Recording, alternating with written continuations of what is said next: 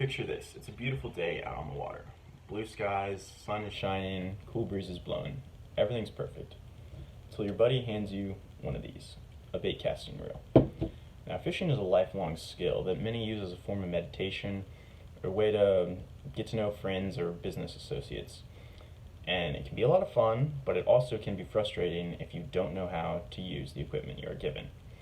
Some of my earliest memories are of my grandfather teaching me how to fish, telling me what I was doing right, and telling me what I was doing wrong. And one lesson that stuck with me is that a bait casting reel is an important part of the angler's arsenal. However, many novice or even experienced anglers tend not to use them because they either don't know what setting to use them in or are intimidated by them.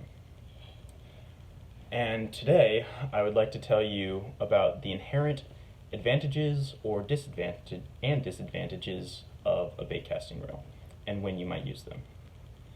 So, bait casters do have many advantages, which is why I personally love them.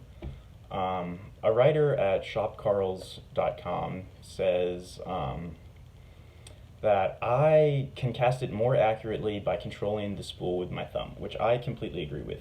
This means by doing this, you can control where the bait's going to fall. You know pretty much exactly the distance that you're casting, which is crucial when you're trying to get into some tight cover. In that same article, the author states that these reels have higher gear ratios than spinning models, and they also prefer that to use bait casters for all their power fishing techniques with heavy lines. And this is crucial. On a spinning reel, you really can't fit 20-pound fluorocarbon line that you would be using if you're in heavy cover like trees or rocks. And the higher gear ratio is important for when you're fishing some active fish, maybe in fall or early summer, and they're chasing bait fish as opposed to craws or worms. A post by Ronald Dodson on Bass Resource, which is a very popular fishing forum, he says, many bait casting reels contain anti-backlash devices, which is true. A lot of newer models do have anti-backlashing devices, which used to be one of the major drawbacks to a bait casting reel, is that the line would spin off the spool and it would be a mess and it would ruin your day. However, now this model I'm holding in my hand, they're making them with digital chips that prevent that. In fact, there is a computer inside of this fishing reel that prevents backlash, which is super cool.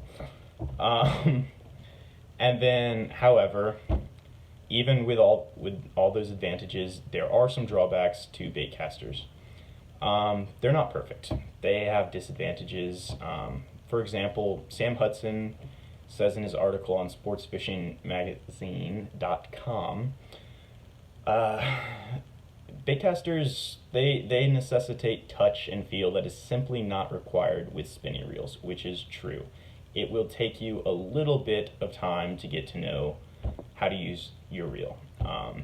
Personally, I think you can figure out how to do it within 30 minutes, which, if you're fishing for a whole day, is perfect.